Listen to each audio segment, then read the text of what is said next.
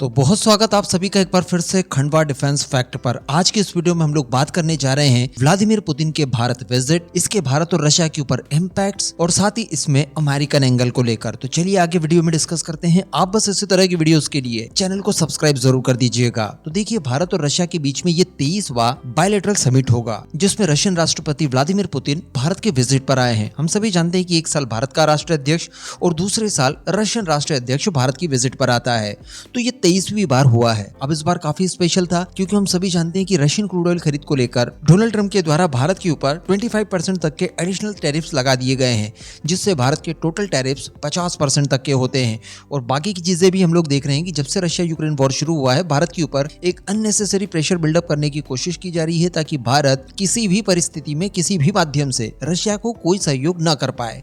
लेकिन हम लोग चूंकि उनसे वेपन्स खरीदते हैं, क्रूड ऑयल खरीद रहे हैं, बाकी का ट्रेड कर रहे हैं, तो इन्हें ऐसा लगता है कि भारत रशिया को इनडायरेक्ट वे में मदद कर रहा है। अच्छा, यहाँ पर व्लादिमीर पुतिन की इस विजिट में काफी चीजें स्पेशल थी। प्राइम मिनिस्टर मोदी अपने सारे प्रोटोकॉल्स तोड़कर व्लादिमीर पुतिन को रिसीव करने के लिए एयरपोर्ट पहुंचे, वहां पर उन्हें हग वगैरह किया। तो इन सारी चीजों को देखने के बाद काफी कुछ सिग्नल्स भारत के द्वारा दिए गए और क्रेमलिन की तरफ से भी बयान निकल कर आया है कि प्राइम मिनिस्टर मोदी स्वयं प्रोटोकॉल तोड़कर पुतिन को रिसीव करने पहुंचेंगे। इस बात की जानकारी भारत ने उन्हें नहीं दी थी, यानी प्राइम मिनिस्टर मोदी ने उन्हें भी सरप्राइज दिया है। इसके बाद देखा यह गया कि 7 किलोमीटर तक का रास्ता व्लादिमीर पुतिन ने प्राइम मिनिस्टर मोदी के साथ कार में तय किया। और इसको लेकर भी कई एक्सपर्ट्स ये कह रहे हैं कि देखिए, जो मेन बातचीत थी या जो मेन मुद्दे थे, वो सारे के सारे कार में हो चुके हैं। जैसा कि हम लोगों ने एससीओ समिट चाइना में देखा था, वहां भी व्लादिमीर पुतिन अपनी कार में पीएम मोदी को लेकर जाते हैं, तो वहां पर भी लंबी चौड़ी बातचीत हो गई होगी और यहाँ पर भी हुई। इस तरह की बात एक्सपर्ट्स कह रहे हैं। यहाँ से जो तस्वीरें निकल कर आई है, ये तस्वीरें आपको पुरानी चीजें याद करवा देगी। प्राइम मिनिस्टर मोदी की ऐसी ही तस्वीर उस समय भी वायरल हुई थी, जब वो नेतन्याहू के साथ कार में बैठे थे। आप यहाँ पर स्क्रीन पर देख रहे हैं। लेकिन दोस्तों, इसी बीच जो बड़ी बात और प्रमुख बातें निकल कर आई है, वो ये है कि व्लादिमीर पुतिन ने स्वयं इस बात को कहा है कि भारत और रशिया के बीच में जितना ट्रेड हो रहा है, उसका 90% हिस्सा रूपी रूबल में हो रहा है। अब आप कल्पना करके देखिए कि ये हमारे लिए कितनी बड़ी खबर होगी। भारत शायद इतिहास में पहली बार ऐसा होगा जब इतने बड़े स्केल पर ट्रेड स्वयं की करेंसी में कर रहा है। एक तो हम रशिया से ट्रेड कर रहे हैं, ऊपर से ये ट्रेड भी रूपी रूबल में हो रहा है।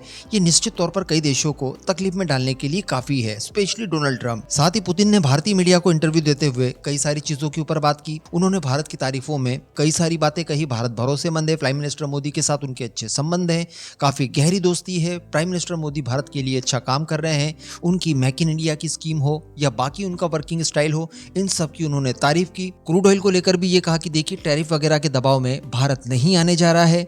और सबसे बड़ी बात कि इन्होंने भारत की जीडीपी को लेकर काफी तारीफ की।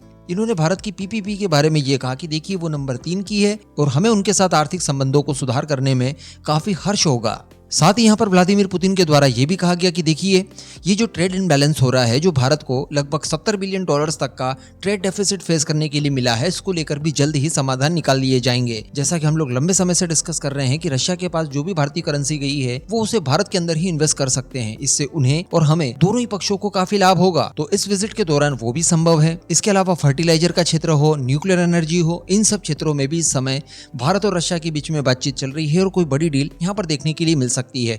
लेकिन अमेरिका की एक और प्रॉब्लम है। एक तो ये कि वो जमाने भर के दबाव डालकर न तेल बंद करवा पाए और ना ही दोनों के संबंधों में कोई खराबी ला पाए। तो एक चिंता इन्हें ये तो थी ही थी, लेकिन अब कुछ डिफेंस डील्स को लेकर भी काफी तेजी से चर्चाएं चल रही है। जैसे कि पास्ट में हम लोगों ने डिस्कस किया था कि S-400 की 5 एडिशनल रेजिमेंट्स भारत फिर खरीद सकता है। इसको लेकर बातचीत चल रही है। और सबसे बड़ी बात Su-57E, यहाँ पर देखा यह जा रहा है कि फ्रांस हो, रशिया हो या फिर अमेरिका हो, ये तीनों ही अपने फाइटर जेट्स भारत को बेचना चाहते हैं। फ्रांस के द्वारा सफलतापूर्वक रफाल को लेकर बातचीत की जा रही है। इस समय की अगर बात की जाए तो रशिया काफी मजबूती से भारत के सामने Su-57E का ऑफर रख रहा है। लेकिन चूंकि अमेरिका भी भारत को अपने F-35 ये भी बेचना चाहता है, लेकिन चूंकि ट्रम्प द्वारा भारत के साथ संबंधों को इतना खराब कर लिया गया है कि वो मजबूती से अपना ऑफर भारत के सामने नहीं रख पा रहे हैं, तो इस बात की भी उन्हें काफी बड़ी चिंता है कि देखिए, एक बहुत ही बड़ा ग्राहक कहीं हमारे हाथों से निकल ना जाए, कहीं ये रशिया से Su-57E खरीद ना ले। क्योंकि अगर ऐसा होता है तो निश्चित तौर पर अगले कई और दशकों तक भारत और रशिया की दोस्ती और मजबूत हो जाएगी। तो ये समय की वो बड़ी बातें हैं जो मैंने आपको बताना उचित समझी। आगे और भी जो डेवलपमेंट निकल कर आएंगे, वो मैं आपको समय समय पर बताता रहूंगा। आप अपना ओपिनियन नीचे कमेंट बॉक्स में जरूर दीजिएगा।